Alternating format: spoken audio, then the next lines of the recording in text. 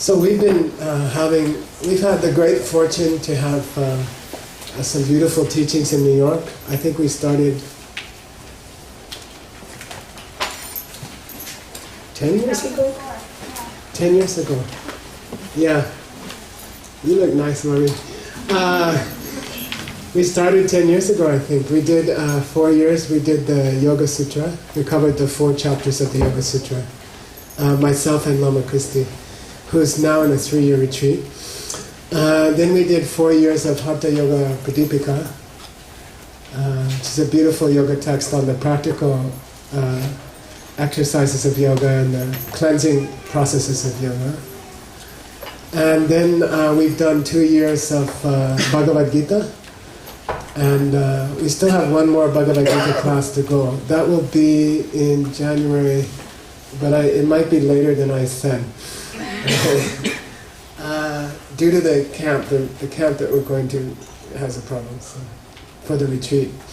So anyway, we'll be doing I think it's a week-long course or something on the Bhagavad Gita in January, and we'll complete the Bhagavad Gita, which are the 3 great classics of the yoga tradition. And there's like 10 more that we can do for the next 20 years if you want. They're beautiful, like Yoga Vasishta or Garhani Sanhita or Gorakshas Shataka. We can do a lot of beautiful.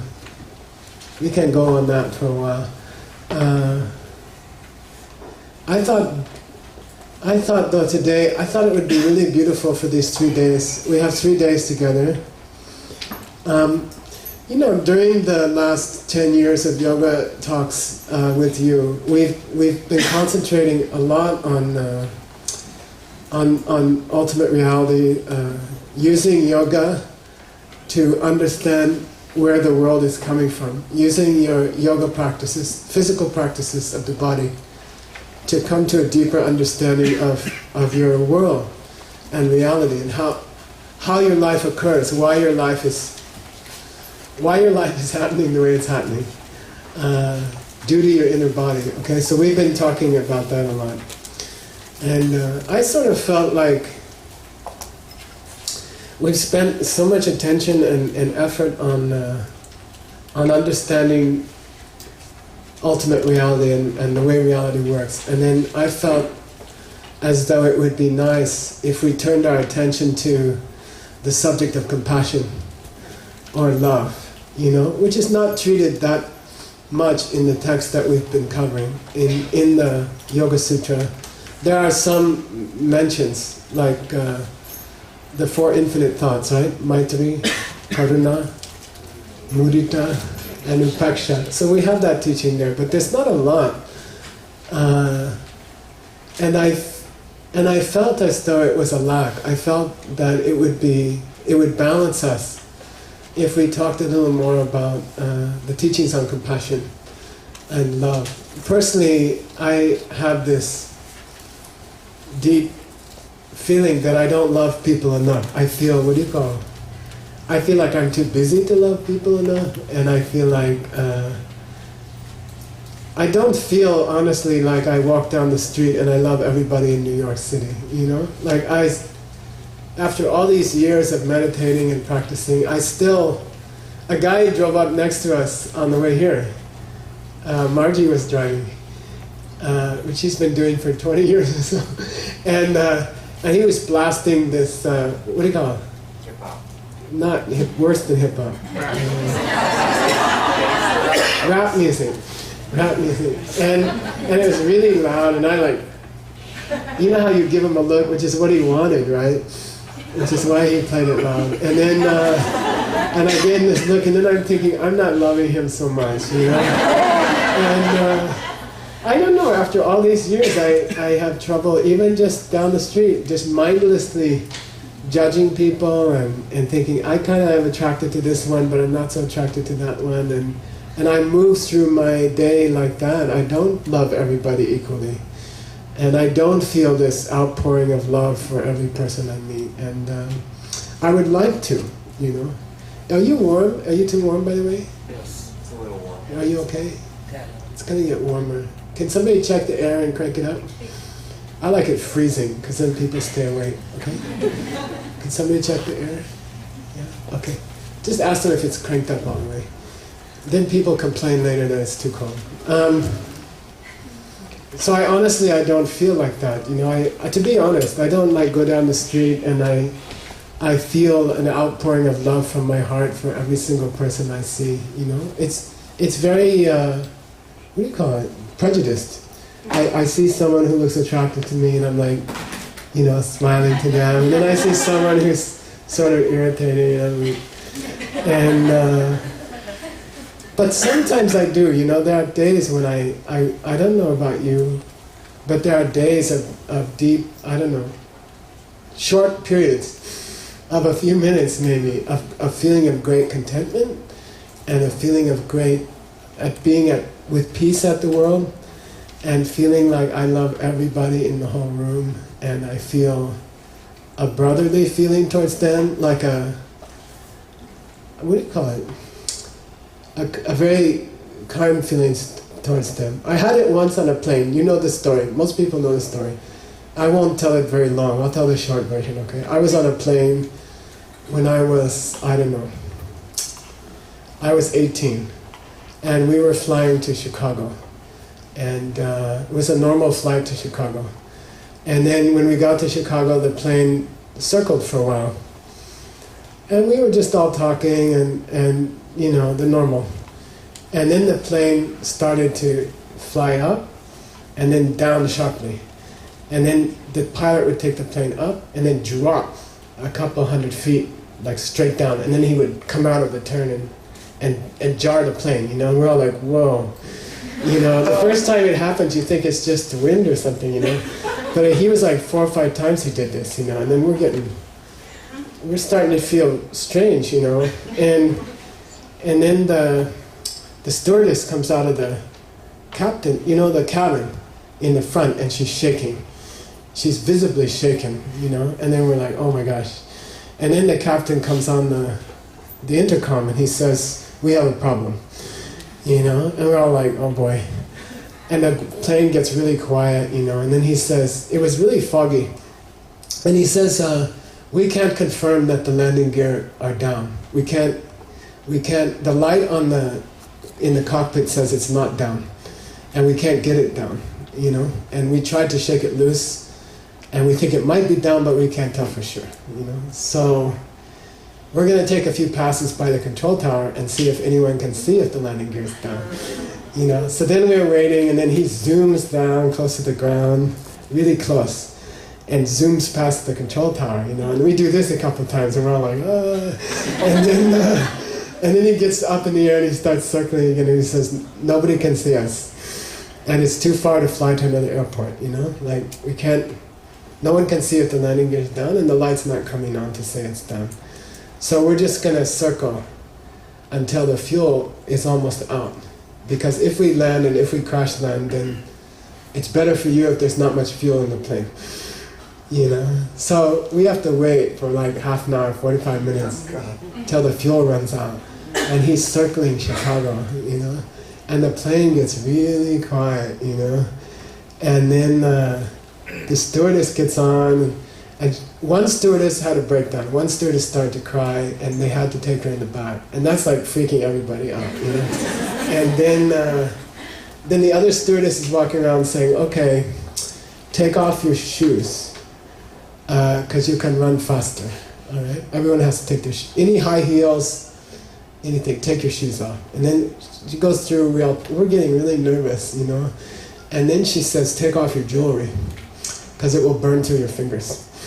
You know, the heat of the metal will burn through your fingers. And we're like, oh man. You know, people are writing notes to their loved ones. I mean, come on.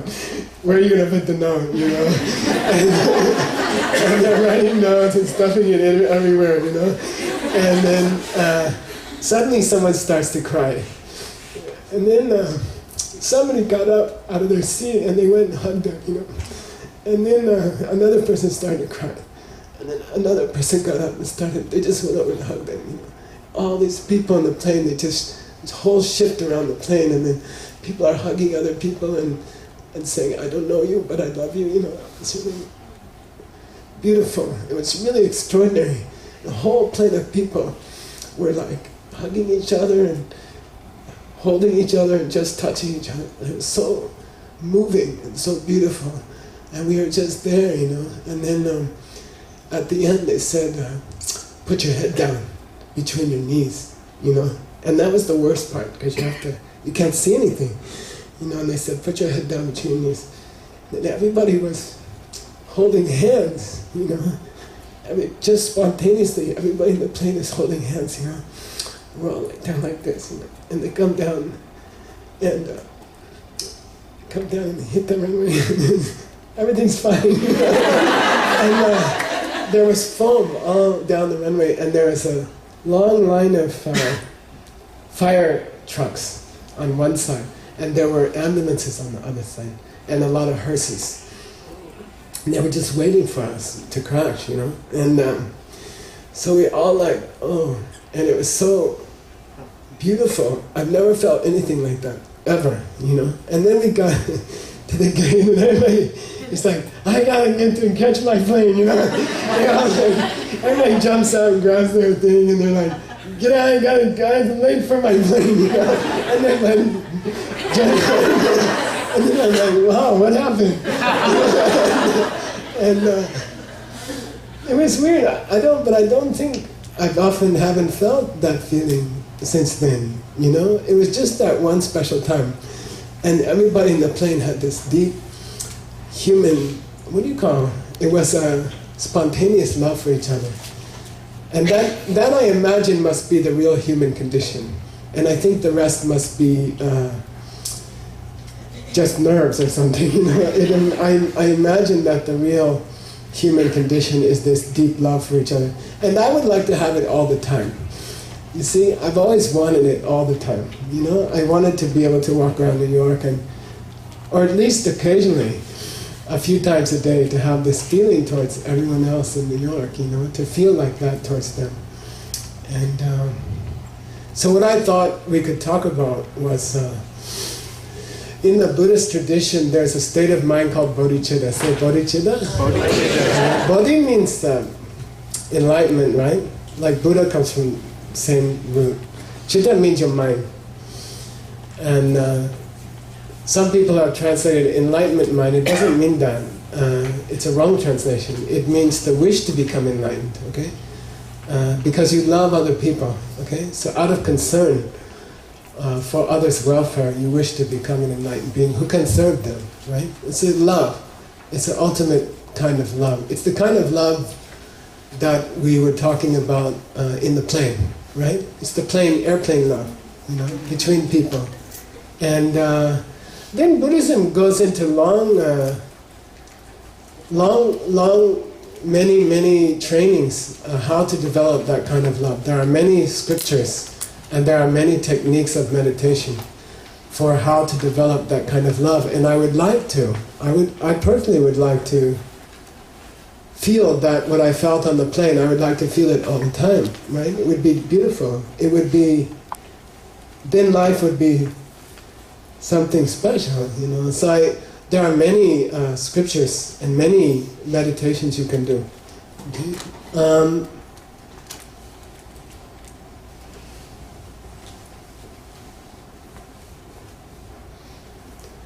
And then there are tantric practices for reaching the same state of love, okay? And they involve the inner body. They involve the chakras and the channels and prana, and they go at it from a different angle, you see? You go at it from the inner body. You try to develop love, the airplane love for others, through physical practices, such as asanas or kriyas or practice with a partner, and you try to open the channels and the chakras in such a way that you come to a deep state of love that way. Okay? And those are two very different traditions. You see, one is you could call open teachings, in which you try to develop love for others through meditation and through empathy, through your own experiences that you felt. And then the other one is where you go at it through the inner body. And you try purposely to move prana through the inner body, which could trigger a state of love or compassion. So what I thought would be fun, what I thought would be interesting, would be for 3 days, for 3 evenings talks, to alternate between the two. I thought it would be really interesting to sit together, go through one of the great meditations that are meant to develop that kind of love for people, and then intersperse it with the practices of the prana and the chakras, which are meant to bring on the same kind of love, you see? So you would have what do you call it?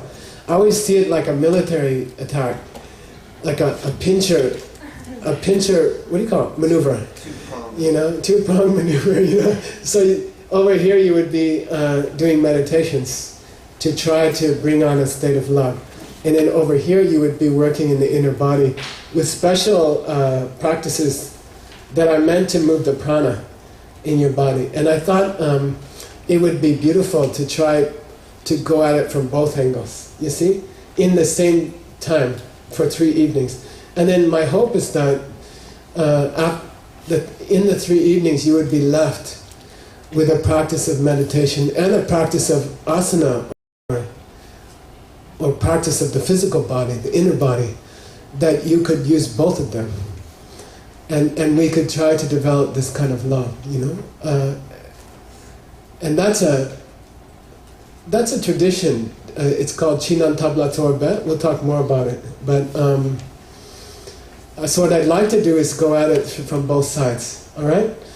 And I just thought it would be really, really nice. And then if after 3 days we had a practice that we could do regularly. And personally, I like to understand the practice, you see? So that means we'll go deeply through the meditations. We will go through many ancient sources for those meditations. And for the chakra work, we'll go through a very detailed explanation of what happens inside your body with the prana and the chakras. What happens as you reach a state of deep love? What's happening to your prana? And what's going on with your chakras? And can you sort of, what do you call it? Force it? Can you make it come faster?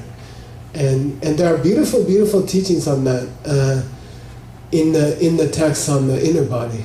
So what I'd like to do is go very detailed into the 2 presentations. Okay, one is a meditative presentation, and then the other is an inner body presentation. And what I want to do is bring you to that experience. There's a peak experience of love.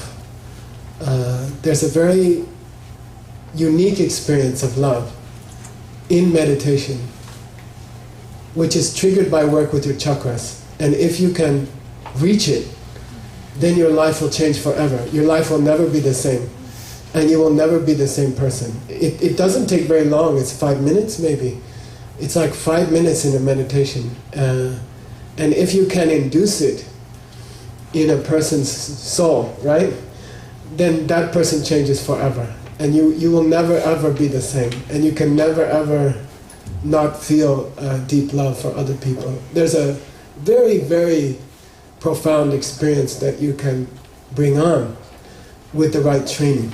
And what I'd like to do is see how many people we can get there, And it doesn't take more than a few minutes. I don't imagine, frankly, that you can do it in 3 days, but I think we can start you on the practices, and then you can have that experience. And that, after that happens to you, there's nothing else that you need, okay? There's nothing else that you lack. It changes you forever.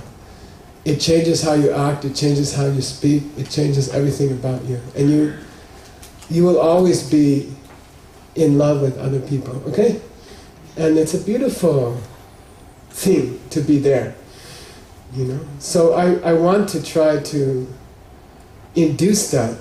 It's like inducing labor, right? I feel like, could we speed it up? And Not you, okay, you have to wait.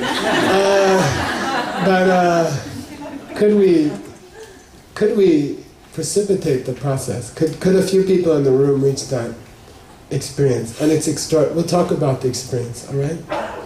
So I'm going to first start with how this experience is described in a sutra.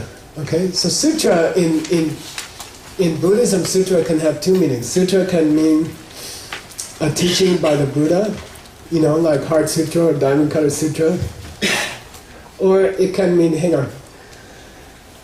Okay.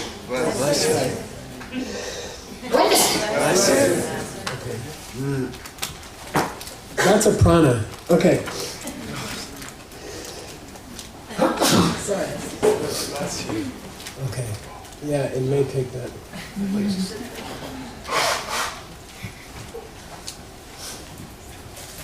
There's one of the meanings of sutra though is as opposed to tantra. So the word sutra can mean teaching love in an open way, which you could teach publicly and you could teach to people who are not interested in the inner body. Okay, and that would be a sutra presentation. So I thought we could start with a sutra presentation on how you develop love for other people. How would you develop this love for other people? And if you can reach that love, your life is just happy all the time, okay? You're deeply happy all the time. And you feel inspired easily to work for other people tirelessly. You don't need much rest and you just feel deeply inspired to serve other people, which is a very beautiful place to be, okay? You just want to make other people happy and you spend all your time doing that. And it's a very beautiful life. It's a good life. If you can sort of overcome your selfishness and reach a real concern for others. And I think more importantly, if you have something to offer other people. You see what I mean? Like you can love other people and you can wish them well. But if you don't have anything to offer them, then they will just get old and die and you know, if your love could take manifestation in some kind of gift that you could give to people that would save their life, literally, take them beyond death, then that would be a love. You see, you could be in love with everybody and have nothing to offer them. But you could also be in love with everybody and have ultimate things to offer them, ultimate happiness and deathlessness. And it would be nice to have the second, right? It would be nice to be like the second. And you can, and you will, okay? And I just want to, over the course of 3 evenings, to see if I can give you a feeling of that and how nice it would be, and try to help you get there, okay? So here we go. To begin with an open teaching, a sutra teaching on developing compassion. There was a sutra that I read many years ago. I think it was, how long? It was about 30 years ago. And I was reading this sutra. I was teaching a class and the sutra was mentioned and I went and got the sutra and I read the sutra and it was so beautiful and it told a story about love, okay? And I thought I would tell you this story. This is a typical open teaching about developing love, okay? And the Buddha, it's called Karma Vibhanga. Say karma? Karma. Vibhanga. Vibhanga. Karma means karma. Vibhanga means, bhang means to break or to fracture. Bhaga comes from that. And Vibhanga means to present all the divisions of karma. In Tibetan it's called Leki Namje. J meaning to divide. So Leki Namje means, I will teach you about the different forms of karma. Lord Buddha gave a talk called a teaching on the different forms of karma. This is getting serious about the air conditioning. And what did they say? They said it was all the way out and they couldn't do anything else. Yeah, it's as pumped as it could be. It's just having a hard time. Okay. It'll take a while to really. All right. Turn down the tumo, okay? So the sutra was called Karma Vibhanga, which means the different forms of karma, the different types of karma. And there's a story in that sutra, and I got it out. You have to thank the state of Arizona Department of Motor Vehicles that they have cut the staff so much that I could find and translate most of the sutra during my stay there. A couple days ago. I'm not kidding. But I found the sutra again, and I was number 629J. And there were two ladies there. Anyway, so in this sutra, Lord Buddha is describing to the monks, he's talking to his monks about karma. He says, I want to teach you something about karma, okay? So he said, and I translated it and I put it in the reading for you, okay? Because I love this story. It's one of the most beautiful stories in Buddhism that I've read. So Lord Buddha says, there was a time, many, many human lifetimes ago. He says Bhakti Meba, it means billions of lifetimes ago, okay? There was a time. And there was a young man. His name in Tibetan is, what's that? Jampa Chujin. Say Jampa? Tsongkapa. Chujin. So Jampa means Maitri, right? Love. And Chujin means Yajna, which is the ancient Vedic rituals of sacrifice and, okay? So his name was Maitreyyajna. And he was the son of a ship captain, okay? And his father had gone to sea. This is in India, right?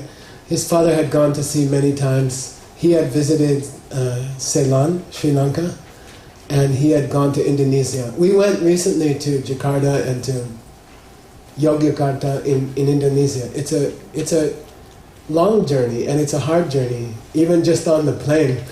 Okay, he went by ship from India. It takes about, in the old days, 13, 14 months on a ship. Okay, and those ships were like rafts.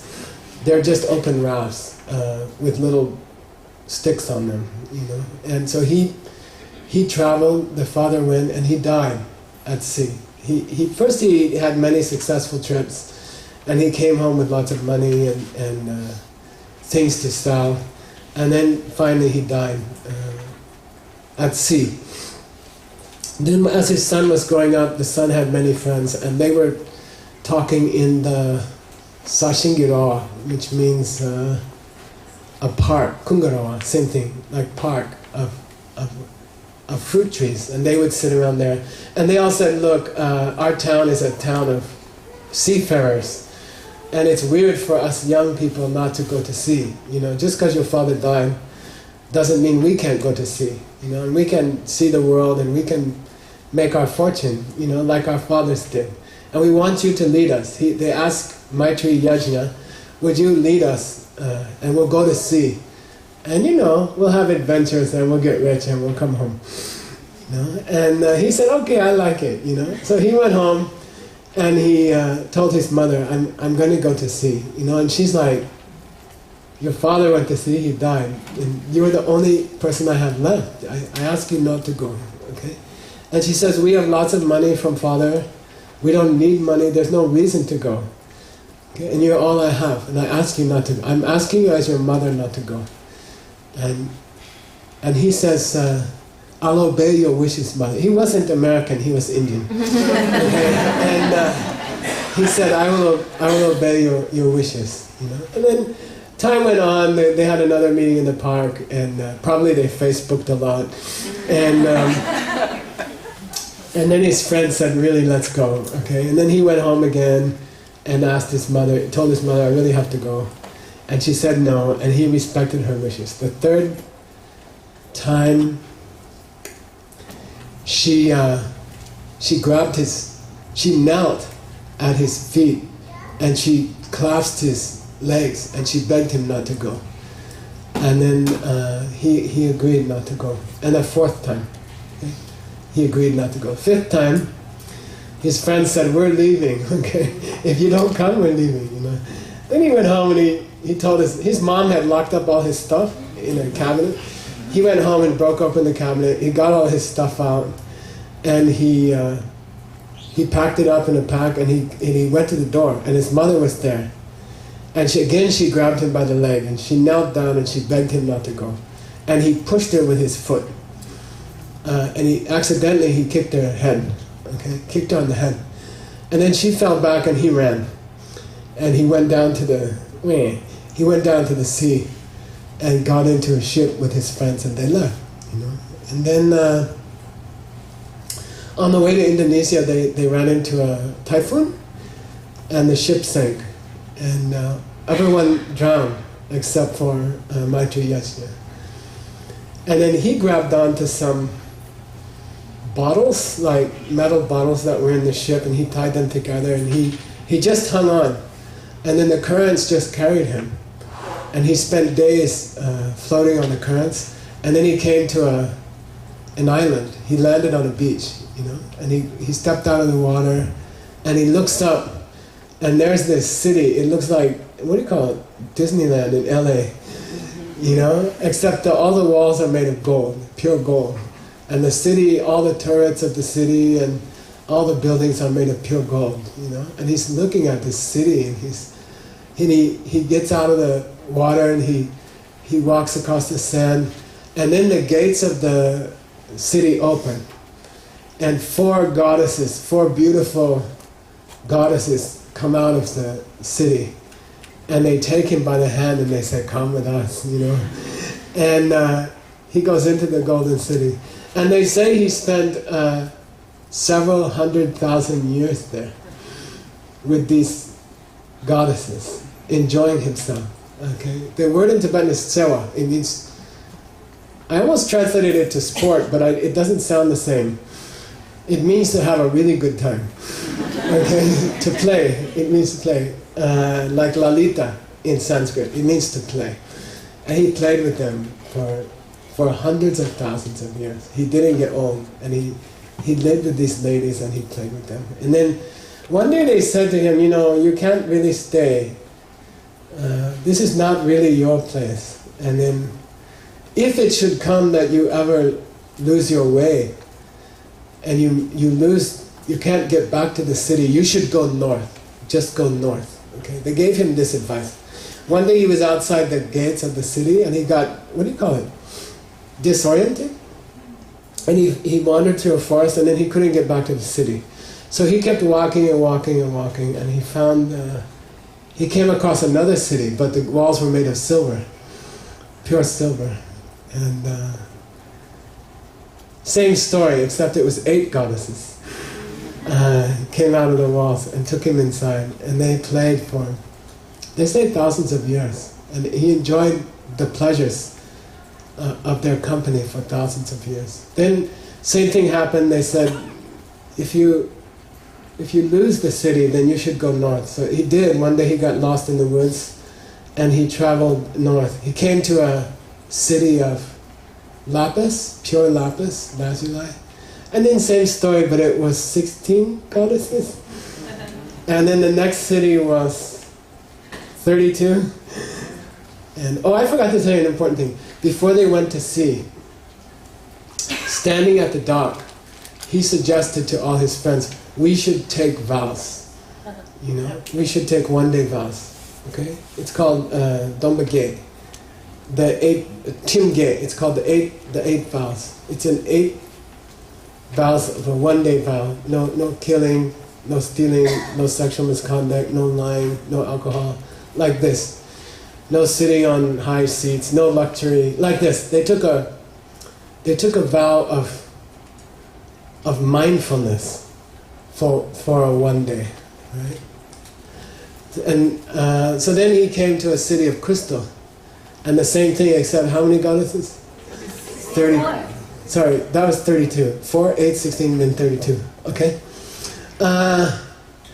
Then one day he left that city and he got lost, but this time he entered a forest of thorns, a forest of thorn bushes. Very difficult to get through the thorns. And then he came to this city, and the walls are made of iron, black iron. And he wandered through the gates, he stepped inside the gates, and then the gates slammed behind him, like this. And then he hears this screaming. He hears this person screaming at the top of their lungs, you know? And he's like, what is this place? And he looks up on the top of the parapet of the wall, and there's a man standing there, okay? And he's screaming, he's just screaming. And he says, what's wrong? You know, and the man comes down the stairs, and then he can see there's a crown, an iron crown on his head, right? And inside the crown there are these little razor blades, like wheels and knives, and they are chopping away at his head. The knives in the crown are chopping away at the flesh of his head and cutting open his head, and they just keep going, and he can't get it off. He tries to help him get it off, and they can't get it off. It won't come off. And he's like, what is this thing? And he said, what did you do? How did this crown... By the way, those of you who studied what? Lojong, the wheel of sharp weapons. This is the crown. This is the real crown. It's not some wheel of sharp weapons. It's a crown of small knives cutting away at his head, and you can't get it off, you know. And he said, how did you come to this place, and how did this crown come to your head, you know? And what do you eat? How do you live here? And he says, I've been here thousands of years. I've been here many thousands of years, you know. He says, so how do you survive? He says, blood comes down my face and I drink it, and I haven't died, you know. And then he says, well, what did you do that this crown came on your head? You know, what was the karma that you did for this crown to come on your head? He said, I was a young man. I lived in a city near the sea. My father was a ship captain, but he died at sea. And I always wanted to go to sea. And my friends and I talked about it many times. And I decided to go, and I talked to my mother, and I asked her permission, and she said no, and I obeyed her for 4 times. And then on the last day I kicked her head by accident, running from the house. And I went to sea, and the ship sank, and I swam, and I came to this land, and I walked across the face of the land, and first I saw a golden city, and 4 goddesses came out, you know? And Jampa Chujin, he's like, and then the guy keeps telling him, then I spent a long time in the golden city, and then I was in the silver, then I came here. And I walked in, and the door shut behind me, and there was a man standing on the parapet screaming, and he had this thing on his head, you know? And he came down the steps, and he told me his story, and then the crown came off his head through the air and came to my head.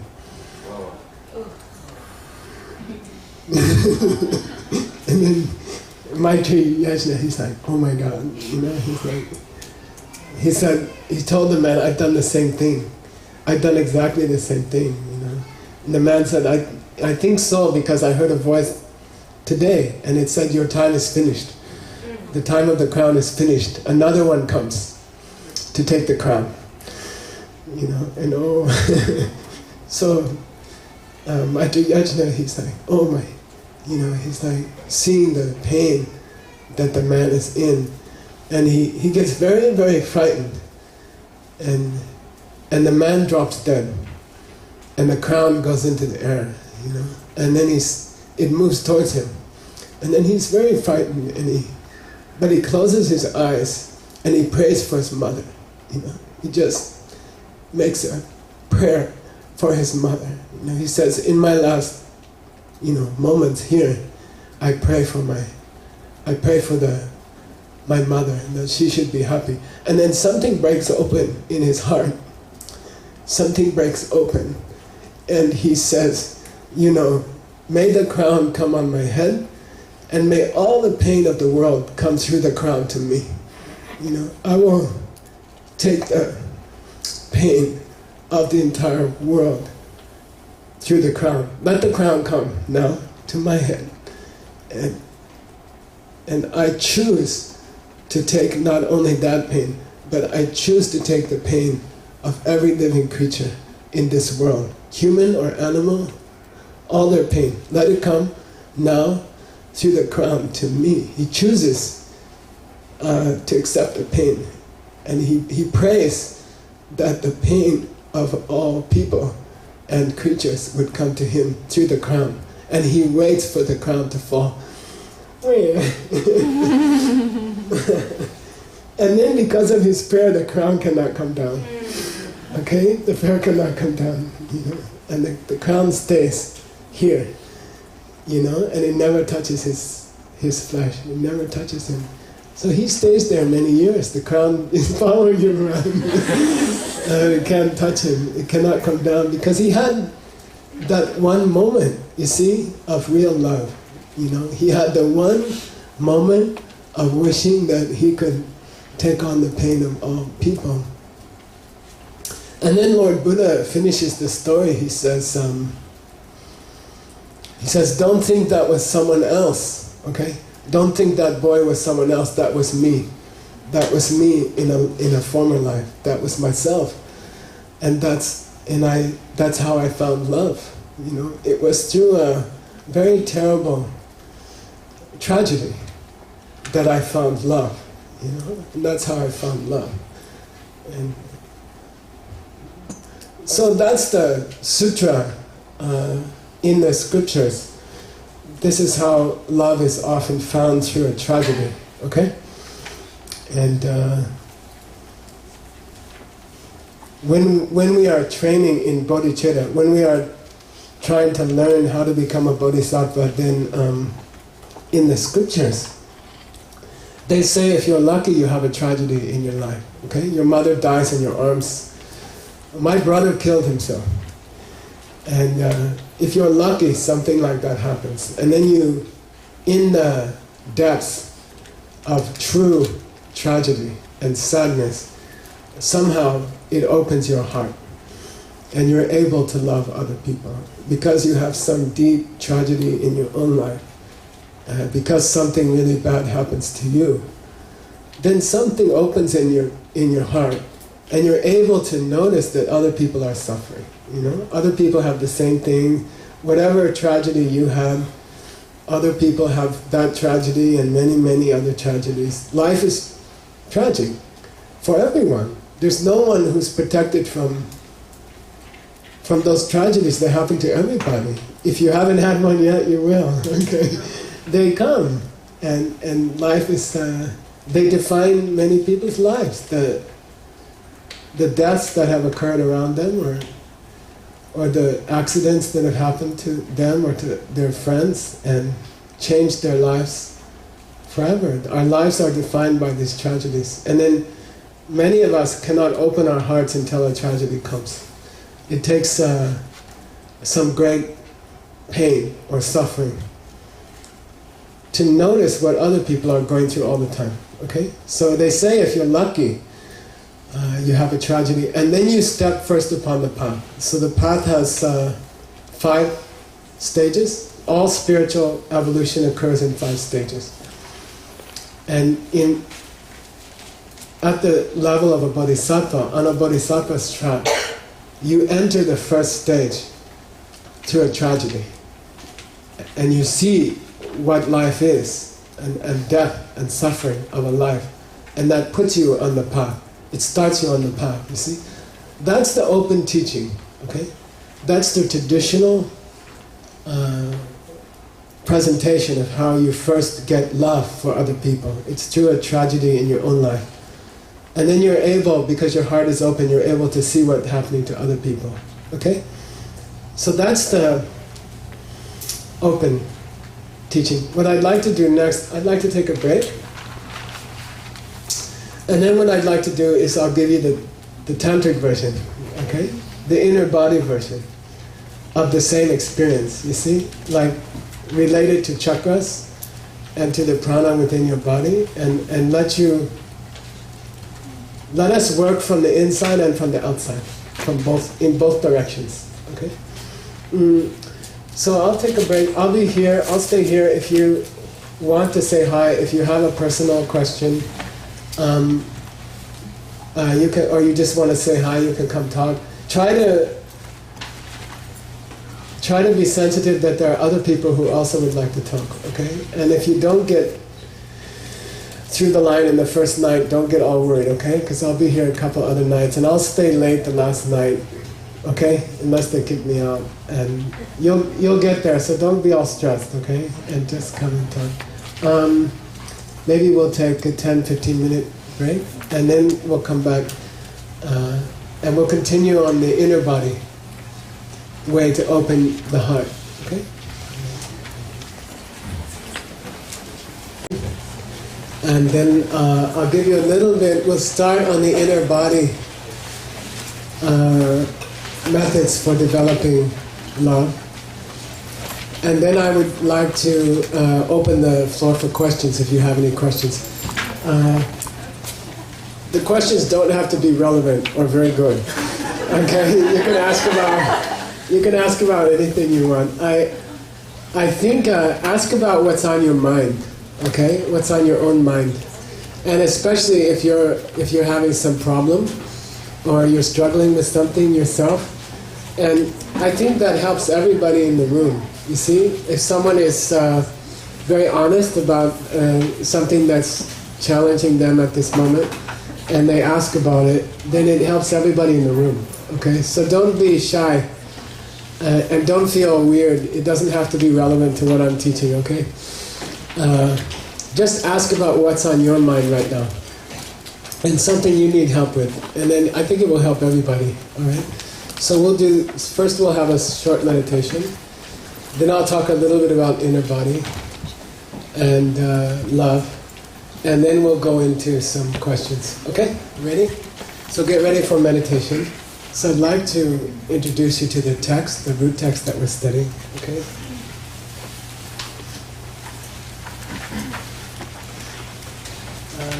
Say Gin, Chile, Gin, Chile.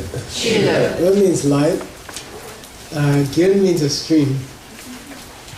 Chile means a song of spring. And chilas are very common in Tibetan scripture, Sanskrit scripture. Chila means a song of springtime. Because the heart chakra, inside the heart chakra, the very core of the heart chakra is a tiny drop, which is known as chitik. Say chitik. Chitik. It means the drop of spring. Okay, the drop of springtime. Why it's called that and what it does, we'll be talking about. Because it's important for the development of that airplane love. Okay, so this is a song about that part of the body and a colorless stream. I'd like you to go to page 1. And just as a blessing, recite the Tibetan with me, okay? You ready? Tsawe, Lame, Chin Chin Ki, Ninke, Du Kor, Tu Kyorpe, Seme, Jiten, Shinre, Jal, Degun, Ngeche, Lungten Tok. So this is the first of the 8 verses of this song.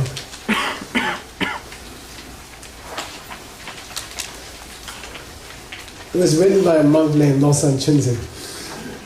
Okay. So Tsawe Lama means your heart teacher. Okay, Tsawe Lama. The first words mean heart teacher. Jin Chin Ki means by their kindness. Something happens at the heart chakra.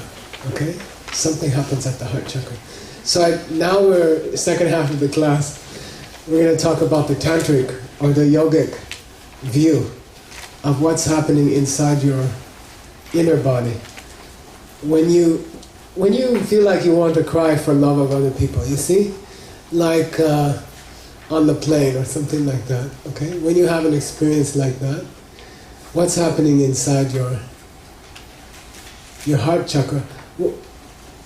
In terms of the inner body, how would you reach the same place as the young man who was willing to take on the pain of the world? You see? How would you reach the same place in terms of the inner body? Okay? And for this you need to know a thing called Panchamarga. Say Panchamarga. Panchamarga. Pancha means 5. Okay? The word finger comes from Pancha. Okay? Because there's 5 of them. I mean on one hand. Marga means 5 paths. And these are 5 steps. 5 steps in everyone's spiritual evolution. No matter who you are, no matter what tradition you follow, sooner or later, you will go through 5 different steps in your spiritual evolution. All right? From what? From a human being to a being of light. Okay? There are 5 steps that everyone goes through in that process. Okay? And these are called the 5 paths or the 5 stages. Okay? You can go through those stages on 3 levels. The lower 2 levels, in the lower 2 levels, you are going through the 5 stages because you don't want to have suffering yourself. You want to free your own self from suffering. In the higher track of those 5 stages, this is what we call the Bodhisattva track. Okay? And your goal is to protect the world, the whole world, from suffering, not just yourself. Okay? So I'm going to describe how a bodhisattva goes through the 5 stages. All right? And you have to remember that it means a person who wants to help the world, a person who doesn't want the world to suffer. Right? And they're part of the world, okay? Don't forget that. Right? The bodhisattva themselves is always one of the people they are saving, okay? It's not like you save everybody else and you forget about yourself.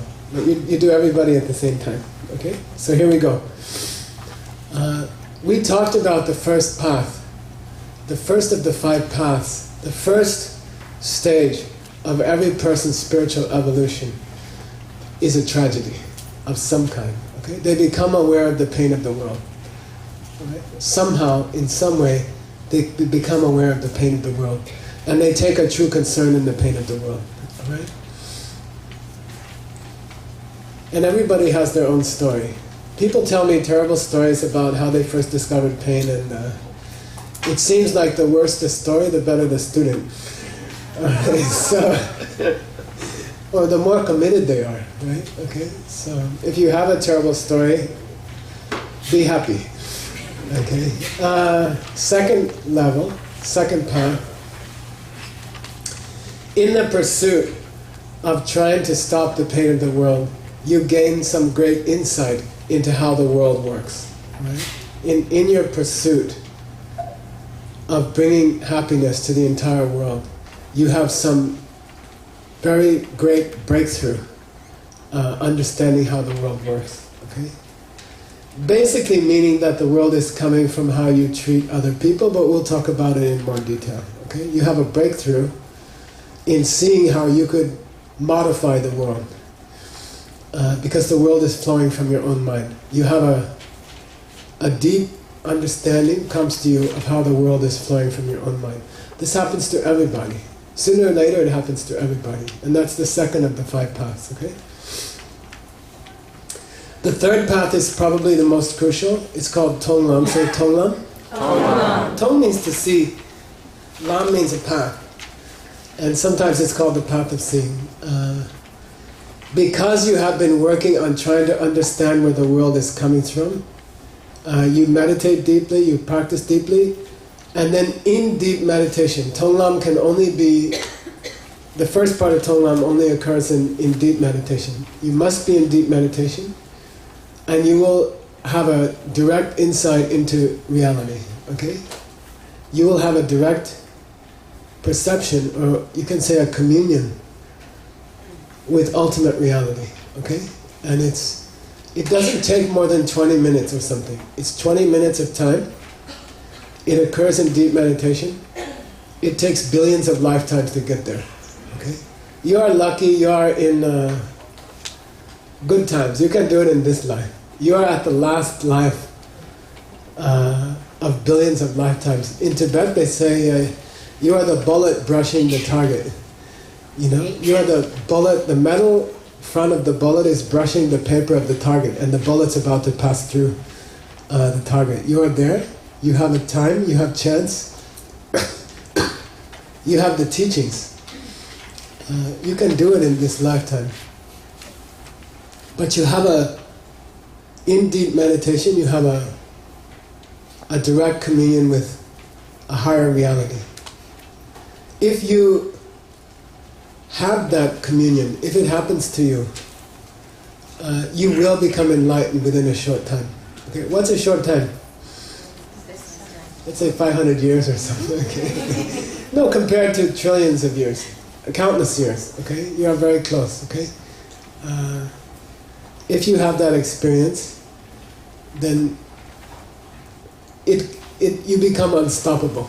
Okay, that experience does something to your mind, and you can't be stopped. You will become an enlightened being within a short time, very, very short time. Okay, if you can reach that.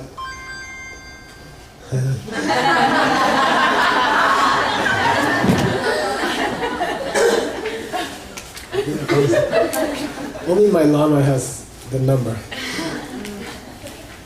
Okay.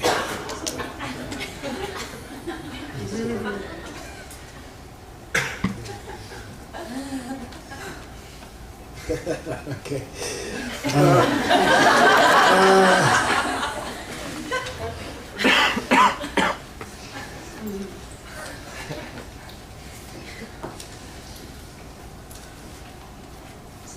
So during that time that you have that 20-minute experience, you are in such a deep meditation that you can't hear anything, you can't see anything, you cannot be aware of the passage of time, and you cannot even be aware of yourself.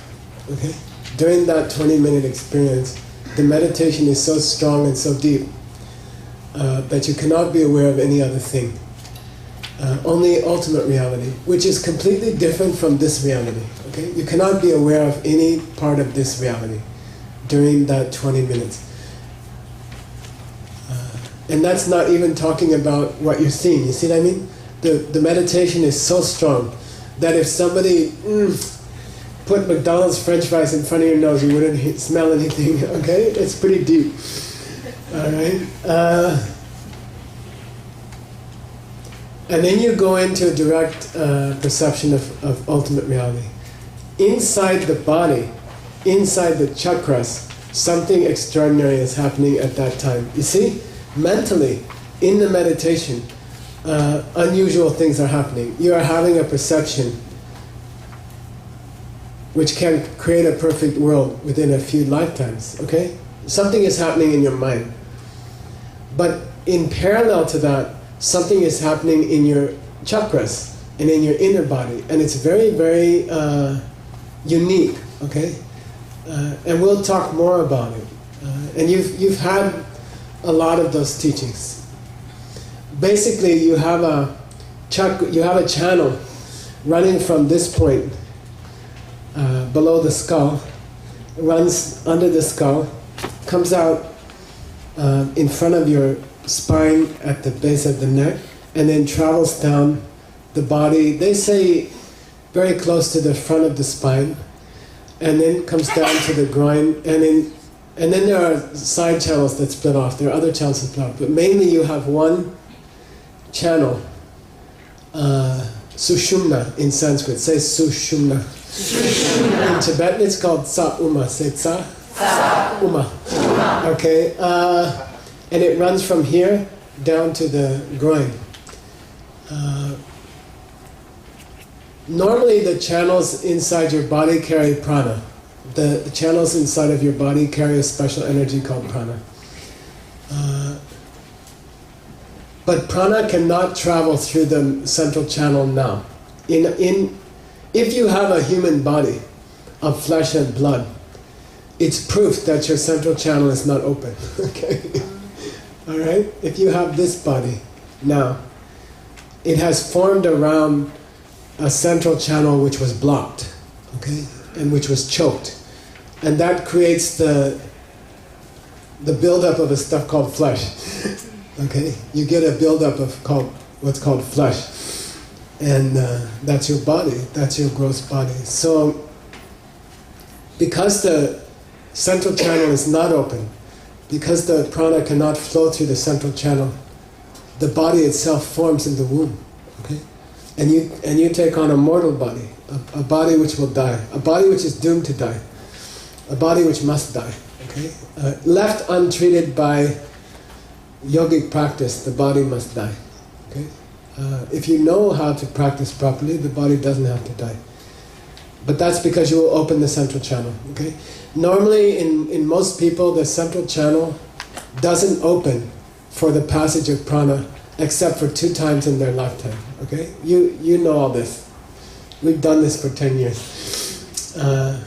During death, okay, as you die, the central channel opens briefly. Okay, the knots that choke the central channel open briefly during the experience of death.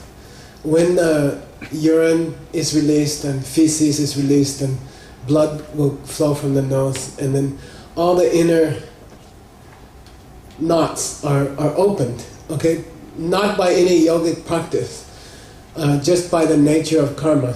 Okay, when you die, all of your chakras loosen, and in your central channel, prana flows for the first time, and then the winds, the downward wind and the upward winds, are released to flow freely, and you do your last act, which is to pee pee and to poo poo, you know, and blood flows from your nose, and you die.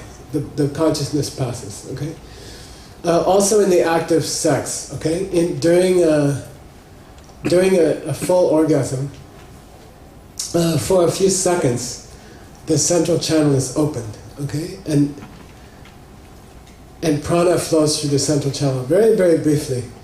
Then there's an ejaculation or a release of fluid, and then the nature of karma at that point is that they close up tighter than before, okay, and you feel exhausted, or you don't feel well, really. It's a release of prana briefly, and then there's a reaction. The knots tighten again, and you don't feel that way an hour later. You see what I mean? During the actual orgasm, your central channel is open and the prana is briefly flowing, and then it shuts again. Okay. And that's because especially knots that are tied around the channel, the central channel, open. Okay? So only in those 2 times of life is your central channel open. And if you're able to go into the direct perception of ultimate reality, then the channel opens. Okay? The central channel opens. In that deep meditation and in that deep perception of where all things come from, and the direct communion with a higher, I think it's what people probably thought was God, who may have been in a tradition like Christianity or Judaism, and they had this experience, they would think it was God. Okay, it's a direct communion with that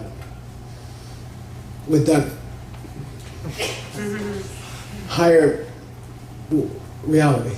Okay,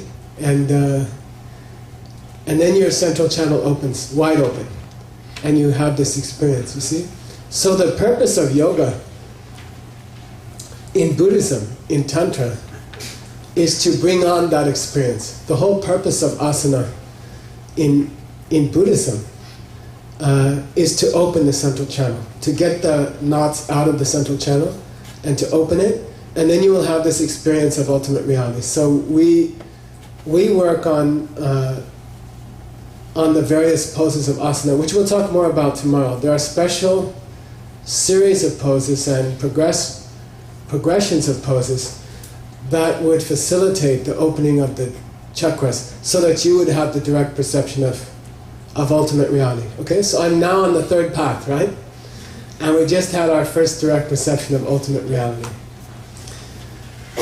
Maybe 20 minutes. And it's an unstoppable force that will, within a relatively short time, make out of you an enlightened angel with the power to stand on billions of planets at the same moment and serve billions of living beings at the same moment. It's cool. Okay? It's really cool. This body is a mistake. This body is crap that built up. This is, I have mineral in my water in Arizona, okay? And I have a drip system for the garden.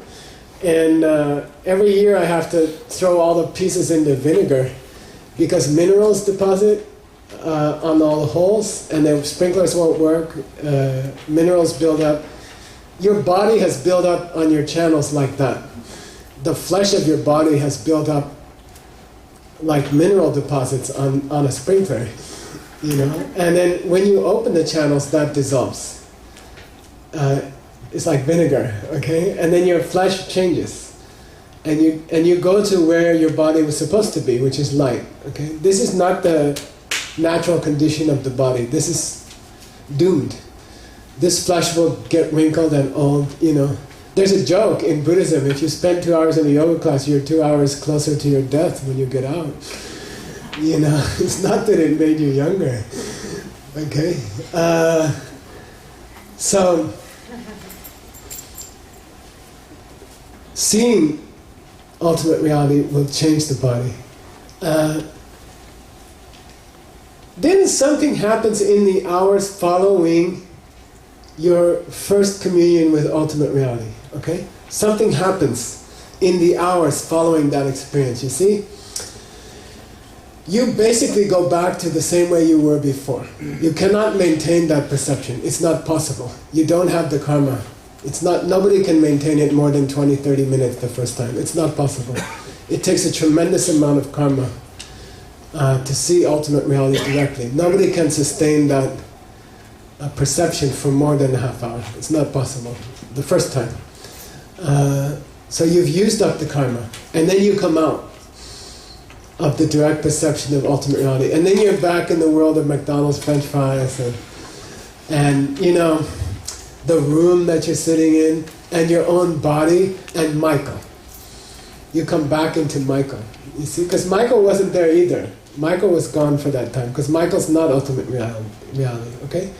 You come back to your body, to yourself, to your mind. You remember what happened, but you can't see it anymore, all right? It's not possible. You can't sustain it, okay? But something cool happens, okay? This is on a tantric level. Inside, your central channel hasn't closed back all the way yet, okay? It was opened completely. Your heart chakra was opened completely. But it's not like the moment you come out of the meditation, it just closes again. It stays open for it stays open until you fall asleep the same day. You can call it about 12 hours or 8 to 12 hours. The channel is still open, okay? And cool stuff happens. Because when the channel is open, your whole mind is freed, okay? You can see the future. You can see the day of your own enlightenment. And you can see what you will look like in that moment, okay? You can read other people's minds clearly, exactly what they're thinking. You can hear it in your own mind, okay? Like you can go to a used car salesman and let's say you had this happen to you and you wanted to make an offering to your Lama or something, and you said, I'll sell my car, because that's all the money you had, right? And then you go take your car and you tell the guy, I need money right now, and I'll take whatever money you have. Whatever you want to give me, I'll take. Then you can hear the person's mind. Clearly, directly. You can hear, ha, this little guy is a fool, you know, this is going to be good. I can make some money out of this guy, you know. And then you're talking to them verbally, but you're hearing the thoughts behind in their mind while they're talking, and it's very amazing, and it's very what do you call it? Dismaying to really hear a person's thought as they're talking to you. You know what I mean? To hear both at the same time is the dissonance between the two is quite disturbing. Okay. So for the hours following the direct perception of ultimate reality, the central channel is still open. It's in the act of closing. It's closing as you, and then when you fall asleep that night, it has closed. Okay, the whole thing is, and it's over. And it may take you lifetimes to come back to that experience. Okay, it's a very unique experience. But something else cool happens during that time. All right, during those hours. In Tibetan, say Jetop. Yeshe. Jetop Yeshe. In Tibetan, it's called Jetop Yeshe. Jetop means the aftermath of seeing reality. In the hours following that experience, when you came down out of that experience, your heart chakra is still open. Your heart chakra is still slightly open. Okay? And then you can have this experience of ultimate love. You see, what I'm trying to describe, I've tried to lead you to another way of having the experience of ultimate love that the Buddha described about the son of the ship captain. You can get to this love a different way. You can travel a different path to the same sort of love. And it's much, much more beautiful. And it's extraordinary. Your heart chakra, if you can open your heart chakra briefly, then there's this intense feeling of colorless water, colorless liquid bursting out of your heart like a geyser. I tried to find a picture of it. I Googled for like an hour, I gave up. That picture's the closest I could come. Okay, but don't imagine it coming down. Imagine it coming this way out of your heart. Okay, imagine that colorless. We call it. I don't know. It's like a bar of colorless water, like from a hydrant that's flowing really hard. So it's like a bar of colorless light. It's light which has no color. And it bursts out of your heart chakra. So that's what it feels like. It feels like it's bursting out of the front of your chest, like a colorless light. And I believe that's where they got the name clear light. But I think the word is a little insufficient. It's a colorless light. That's the point. It's a light which has no color. And you feel it, and you can see it bursting out of your chest. Okay? Then you have this intense experience where, let's say you're passing a bus in your car, right? And you look up at the bus and you're passing the bus in a taxi. And then you see the faces of the people one by one, right? So as the car is passing the bus, we're assuming the bus is slower than the cab. And you look up and the people are looking down at you in the cab. And you see one face in one row, and then you see the person in the next row, and then you see the face of the person in the next row, one by one, right? So you see maybe 10 faces out the window of the cab. Now try to imagine something that you could see all 10 faces at the same time, distinctly, in the same place. Okay? Shorten the time, and you perceive 10 faces in the same place at the same moment. Okay? Try to imagine that you saw the 10 faces of the people on the bus, but it didn't happen one after another. It all happened at the same time. Okay? You saw all 10 faces at the same time right in front of you. Okay? Got it? Multiply that times all the faces of all the people in this world. 6 billion faces at the same moment. Okay? Throw in all the creatures who are not human. Okay? From amoebas to fish to insects to birds, throw in the faces of every other kind of living thing in this world.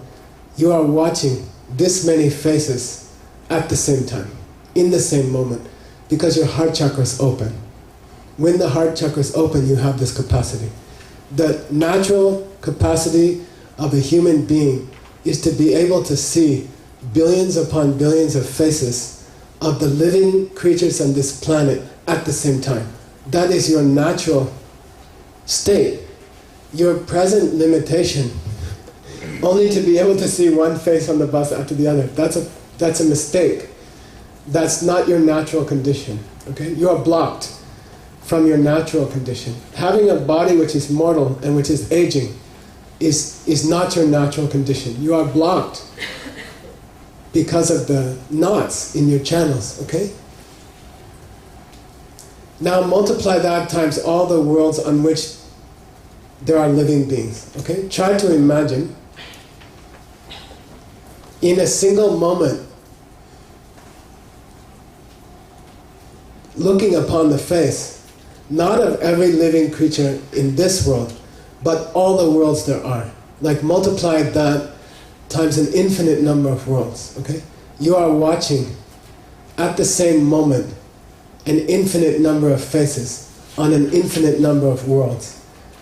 Because your heart chakra is open and you are back to your normal condition. You are back to your natural condition. This is your natural condition. You have the capacity. Now, add the airplane love to that, okay? You're looking on the face of every living being in every world, and in the same moment you love them like the people on the airplane, okay? You have an intense love and concern for them like the people on the airplane. Try to imagine loving infinite beings as you watch them in the way you would look your lover in the face or something. You see what I mean? You have one lover, right? And you can look at them in the face and you can feel a certain emotion towards them. Multiply it times the number of faces there are in the whole universe. And you have that capacity. And that's love. That's real love, okay? But you see how we got to it by different means? You see, the young man waiting for the crown to come down on his head, he's having some kind of a emotion where he's wishing that everybody, he's imagining everybody in the world and he's thinking, I love them and I want to take their pain. The young man standing, waiting for the crown of knives to come down on his head, is imagining all the people in the world and loving them and wanting to take their pain. Now imagine a different person. They are sitting on a meditation cushion. They have just seen ultimate reality directly. And now they're in this direct perception of the faces of every living creature in every world where there is life, among countless billions of planets. And they are loving them all at the same time, directly, okay? And that's love. That's real love. And if that experience happened to you, what would you be after that? How would you act the next day? What would you be like the next day? If it happened to you once and you knew it was for real, what would how would you feel the next day? Connected. I don't know. It would be nice.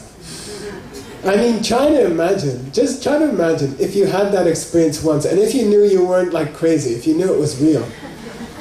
No, I mean, you'd have to know, right? By the way, you do have another, they call it a confirmation perception. You realize you're not crazy, okay? There's another perception which confirms the first perception, okay? Try to imagine how you would be after that. Try to imagine how you would be if you had looked in the face of every living thing and loved them, and like the person you most love in this life, okay? You try to imagine how you would feel about yourself. I am capable of loving billions upon billions of beings in the way I love the person I love the most in this life at the same time. And see them all at the same. I have this capacity. Then there comes another very beautiful perception, okay? One more, then I'll stop. Then you can ask questions, huh? There happens another perception. You see in the future the day that you will become a being who can take care of all of them at the same time, okay? So to be an enlightened being means that you have the capacity to take care of countless people at the same time. You are able to split your body. Avatar, I love that movie. You know, I love the idea. I love the word avatar, okay? You will have countless avatars. You will stand in countless worlds. You will stand next to countless beings. You have the capacity without conscious thought. They say hlunduk. Hlunduk means without conscious thought, without any intention to do so. You are suddenly reflected, you are splintered into billions of creatures on billions of planets to serve each person. Okay, you have this capacity. You see it directly. You see how you will be. Then what else do you need? I mean, what else do you need in your life? You see, if you have seen that, if you have had that experience, why would you worry about your rent, or, you know what I mean, or the last boyfriend you had, or, you know, or traffic, or how would you be after that? Try to imagine how you would be after that, and you'd be really happy, okay? Because you would have seen the purpose of your life, and you would have seen how your life is going to turn out. There's not much suspense after that, okay? But you have this capacity, okay? So the practices we're going to undertake, the practices we're going to discuss in the next 2 days, are all aimed at getting you to that experience, okay? We're just going to talk about different ways of getting you to that experience. Because once you've had it, then your life is like, I can't describe it. You have to try to imagine what it feels like. You have to try to imagine, how would your life be after that? How would you feel towards other people? And the whole worry about dying, or what's going to happen to me, or, you know, what's going to happen to me next year, what's going to happen to me after I die, or why am I here, or what am I supposed to be doing, or you would be the only person among thousands who knew why they were here and what they were supposed to be doing, and you would know your future. And how would you act then? What would your life be like after that? And I suspect that's happiness, okay? That's love and that's happiness. You would have love for every other living creature, and you would be happy. You would be deeply, deeply happy. Because there's nothing more fun than to take care of one other person. And then you would have a direct perception of yourself taking care of billions of people at the same time. And there wouldn't be any higher kind of happiness. You'd be happy for the rest of your life, deeply happy, okay? The karma of that experience is that you will never not have a heart teacher. Okay? The karma of that experience, the seed planted by that experience, is that you yourself will always be taken care of by a perfect teacher, by a perfect heart teacher. Okay, the karma of that experience is that you will never ever be without a heart teacher. They will always be with you, and wherever you go, die, don't die.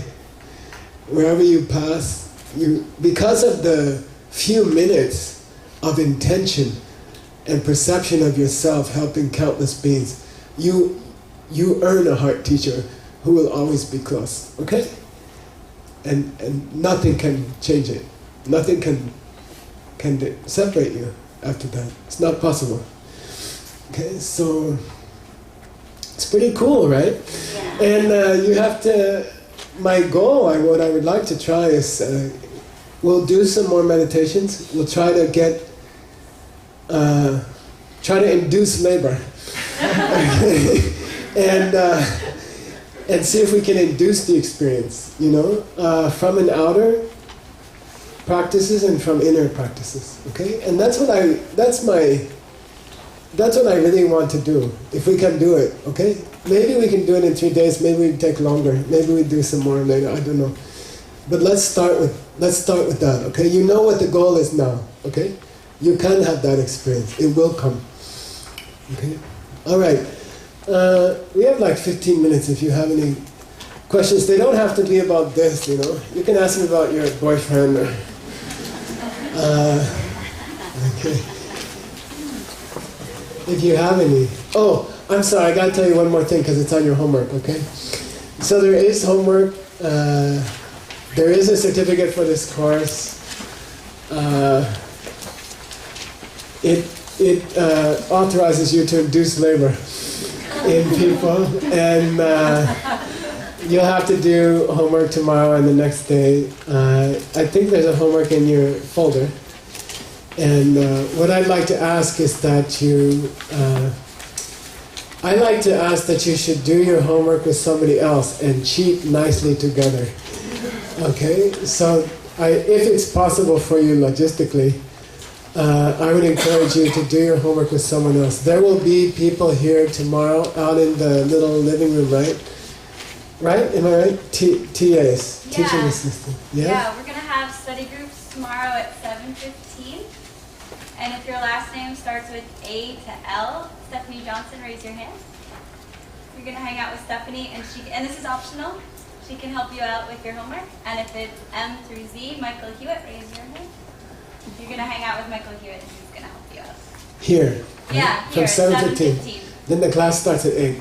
But if you would rather, what I like to ask people is that if you can approach someone else in the class whom you don't know, okay, whom you have never met, even as we leave tonight, I'm requesting that you approach somebody that you don't know and say, would you like to do the homework together tomorrow sometime? It could be here, it could be in a coffee shop, it could be anywhere, okay?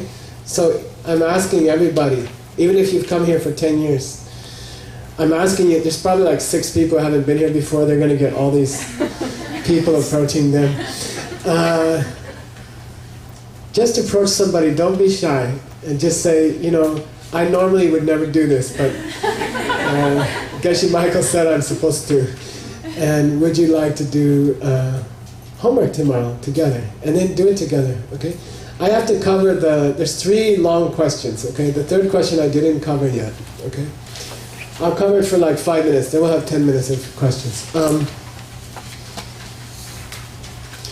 Do you think these 2 approaches for developing ultimate love can be reconciled?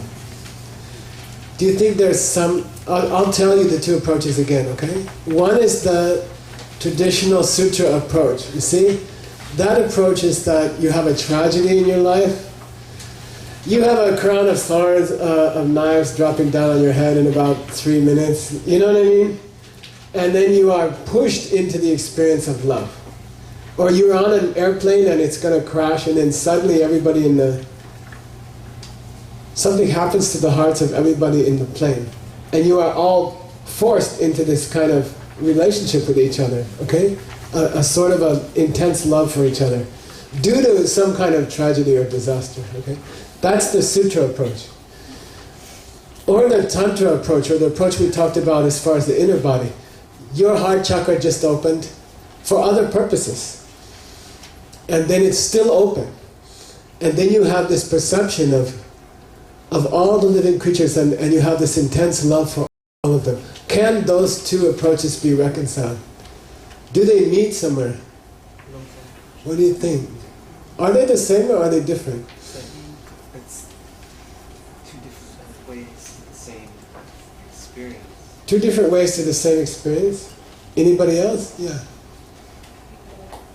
the first experience, the tragedy would lead you to the 3 principal paths, and you would develop renunciations, and which would set you up for Bodhichitta and correct view. And then through the process of those analytical investigations of method and wisdom, you would lead yourself and it would break down your door.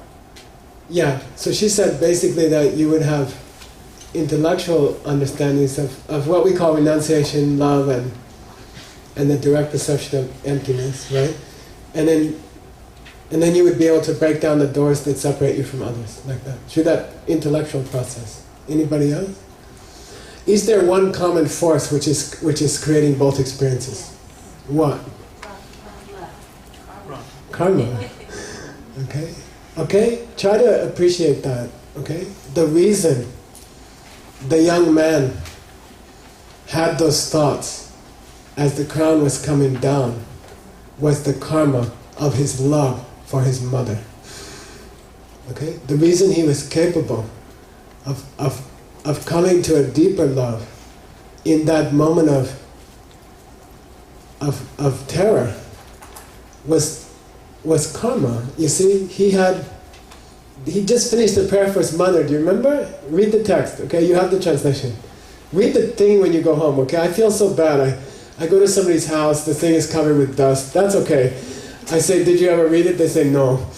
You know, that hurts, okay? So read it on the way home. It's not very long. He makes this intense prayer for his mother's happiness. And then that triggers all this other higher kind of love. He has created the karma. He has created the seeds in his mind for this breakthrough. How about the other person? What makes the prana move through the heart chakra? Why does the heart chakra open? It's karma. It's just karma, okay? You can do all the asanas you want. You can do twists until you are twisted forever. And it won't open your heart chakra. You see? The prana won't come through the heart chakra. The reason it comes through the heart chakra is because you've done some great kindness to other people, okay? Then you go to yoga and it opens it. You see what I mean? The kindness created the yoga class. The kindness created the twist. The karma of being kind to others created the asana which opened your heart chakra. You see what I mean? So you can say that the two great methods presented tonight, they meet each other in the sense of karma. Okay? You be kind enough to others often enough, and you can have either experience or both experiences. Okay? That's what causes them. That's what makes prana flow. Okay? In the end, it's always your kindness to others which makes the prana flow. Okay? All right. Any questions? We have like 5-10 minutes. Yeah. Oh, nobody else. I have a question about the text. On page 17, okay. Right after the boy makes the prayer for the sake of every living being, it goes to, at the same time his mother was making her own prayers. Oh yeah, I was afraid of that. And she says, may my son be released, I love him, blah, blah, blah. And then it says, and then so, the crown of knives disappears. So I wonder, Lord Buddha told this story. Yeah. Why is that passage there? Okay, Mercedes is asking about a passage which, if you read this selection from the sutra, after the young man completes prayers for all living beings, and the crown is coming down towards his head, it says his mother back home was making prayers for him. His mother back home was dedicating all the karma of her life, all the good deeds she'd ever done. She was taking that karma and she was offering it away to her son wherever he might have gone. Like she didn't know if he was dead or alive. And she was trying to send her karma to that boy. And then the text says, and then the wheel stopped. Implying that it happened because of these two things, right? And it's a good point because in our tradition, we say that you cannot give karma to another being. You see what I mean? You cannot do a good deed. The mother cannot be a good mother and then send the boy the karma by FedEx. We say that's not possible. Okay? You cannot share your good karmas with other people. You can't give away your karmic seeds. It's not possible. What's the proof it's not possible? My car broke down last week, twice, okay, in the same week, okay? Aside from being a financial disaster, it was scary. I mean, the second time it broke down on the highway going like 70 miles an hour and it started bucking, and I just barely got it off the highway. So if it were possible for any enlightened being to take away someone else's seeds at will, I would not have had my car break last week. Got it? The presence of any undesirable thing in your life is itself proof that it's not possible for enlightened beings to take away your seeds. Because they would have already. And you wouldn't have had the problem. You don't need to be able to see enlightened beings. You don't need to be able to confirm everything philosophically. The fact that you got your teeth drilled by the last dentist you ran into is proof that no one can take away your seeds. Right? No, really, it's just itself proof. And there's no other proof needed, okay? You can't take away someone else's seeds. And you cannot give someone your good karma. Why the text states that, maybe you can talk about it in your homework groups. I have no idea. Okay? There's a reason. I mean, the Buddha says things for a reason. The Buddha always says something for a reason. Now, why? I wondered myself when I translated it. I thought we should talk about it. Maybe tomorrow we'll ask if anyone came up with a good idea. Okay? All right. I think we have time for maybe one or two more questions if you have. You always do. Okay. I'm very new to this, so please excuse my ignorance. I'm Okay. just wondering if being a light is natural and this is so unnatural, why does it take so long and so much to get to the natural state of things? Yeah, good. She said, if being a being of light is our natural condition, and having a body of mortal flesh and blood is an unnatural condition, why does it take so long to get out of the unnatural condition to go to the natural condition? Did you ever try to scrub mineral deposits off of a sprinkler? I mean, it's like crazy. I don't know. It takes hours and hours. You soak it in vinegar and then you heat it and then you wait and then you struggle against it. Why it is? I would say maybe the build-up has been taking so long. You see, the build-up of flesh has gone on for so long. We say this is not the first build-up of flesh you've had. You've had it countless times. You've had it billions upon billions of times. So maybe that's what makes it so hard to reverse, right? Why did it start to build? Good question. She said, why did it start to build up in the first place? Okay. The build-up of flesh results from negative emotions, ultimately. Okay? Ultimately. Also cancer, tumors, even in this life, a lot of it is emotional, you know, and then flesh builds up. You have a body of flesh and blood because you have anger. Then you're supposed to ask me, why do I have anger? And then the answer is, because you had a body of flesh and blood before that. And then you're supposed to say, well, where did I get that one? And then I have to say anger. And then you get frustrated and you say, well, when was the first body? Which is to say, which came first, the chicken or the egg? And then a Buddhist has to say, there have always been eggs and chickens. There's no beginning to the lifetimes you have led. You have had this kind of body. To have this kind of body requires before it a state of anger. To have that anger requires a body before that. There's no beginning. Okay? And so when you get out of the body, you have different personalities. Yeah. No, and then you come out. You come out of it. We are in a temporary condition. And there are many worlds in which all the people have already changed. And we are like my teacher said I can't say retards anymore. We're like the challenged people. We're like the last people left in the whole universe that didn't get it, you know. And really, this is a temporary setback, okay? This world where people are killing each other and people are hungry, and there's war, and there's fighting among us, the people sitting here, you know, we can't get along with each other. This is all temporary, very, very temporary. It's not our natural condition. This is a small setback in the grand scale of things. It's not our natural condition. Yeah. We won't stay like this. We're almost out. Okay, one more question, I think. Anybody? Lama Kimberly? Well, it relates to the natural condition. So if love is our natural condition, is feeling into the logic of this, say the natural condition of our mind, is it the inseparability of emptiness and love together as our ultimate condition, as our natural condition that brings love in as our natural condition?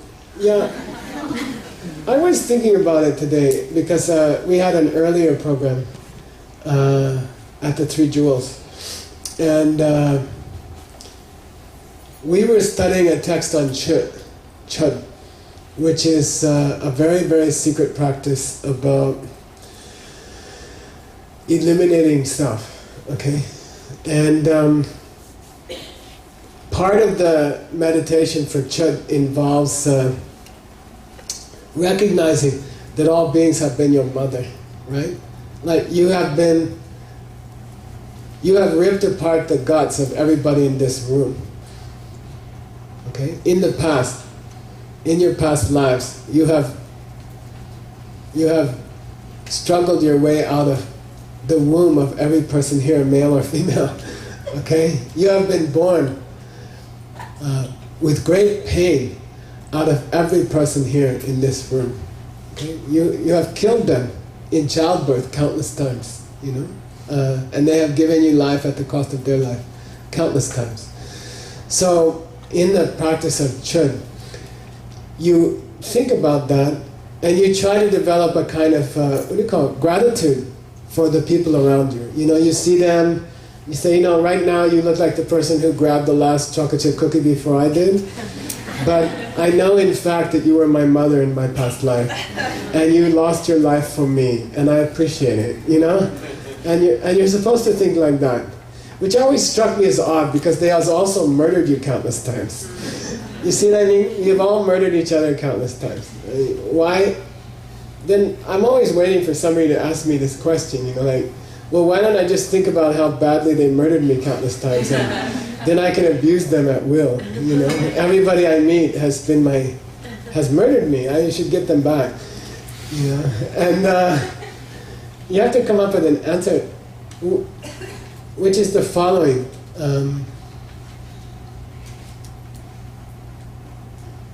Love is our natural condition, okay? And it is the true condition. And hatred is an unnatural condition. In China they call Dao, right? Dao. Dao, Dao, Fei Zhang Dao.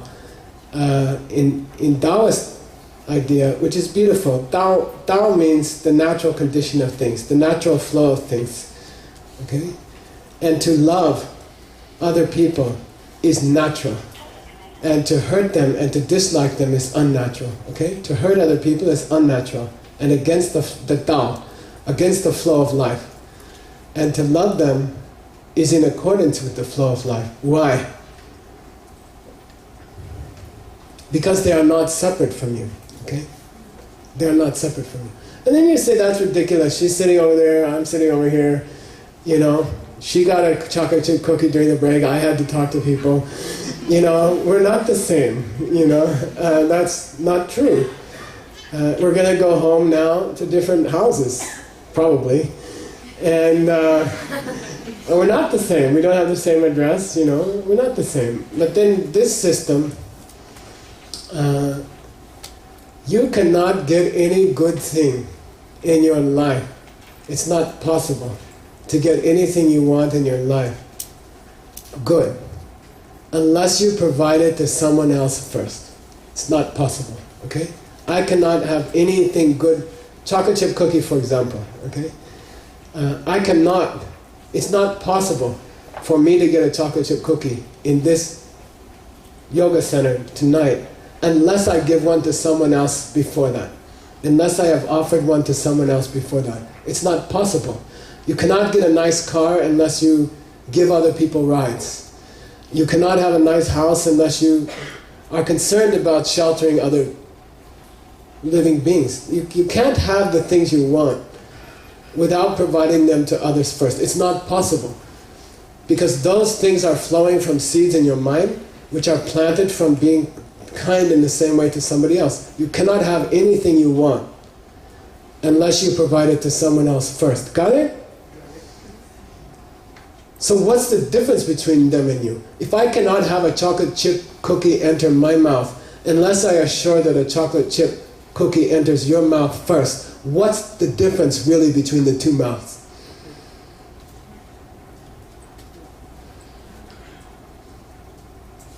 You see? They're in different locations. They're connected to different hands. And I'm not debating that.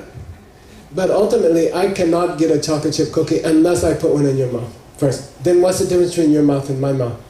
Your mouth becomes my mouth. Functionally, I need your mouth. No, I'm interested in chocolate chip cookies. It's one of my main practices. And I want them. I like them. And actually I don't, but I'm just giving an example. So don't bring me talking to confusion. But therefore I must assure that they enter the mouths of other people. And then what's the difference between their mouth and my mouth? Because really their mouth is a conduit to my own mouth. You get it? Yes. So really in the natural flow of things, love is the natural condition. And hatred is not. Hatred is against the Tao. To say I am separate from you and you can suffer and I don't have to suffer, this is against the Tao. This is not the nature of things. The nature of things is that anything you want, you must share. And when you share, you become the other person. So love is the natural condition. It is our natural condition to take care of each other. Because you can't take care of yourself without taking care of other people. Okay? And the opposite is not our natural condition. Because it just hurts us. It's against life to do things which damage yourself. See what I mean? Which is not sharing. Cool. So you should concentrate on how everybody has born you from their womb, and you shouldn't worry about all the times they killed you. Okay? Okay. That's my answer to myself. You see? Because the one is the natural way we are, and the other is not. Okay? Got it? Okay, we're going to do a short prayer to dedicate the good karma. Get some sleep, okay? The next 2 nights are going to go late. They start at 8. So that the yoga here, the yoga teachers here, we don't want to hurt their income. So we won't have class until they're done with their classes here. So we'll start at 8. We'll go till 11. So be ready to put out. Don't be wimpy, okay? You're going to save the world. You can spend an extra hour. Okay? And thank you for coming. And it's, I love New York. It's an honor to be here. And I love to have, I love all of the faces, the people here. I know you, most of you. And it's a very precious time that we spend. And I look forward to it. And this is a beautiful thing to talk about, and it's a beautiful life to live, to have people, to have friends like you, and that we can sit together and talk about these beautiful things. Okay? I'm very happy and grateful. Okay? All right. Who's going to do this? Wait. I'll embarrass you. Thank you.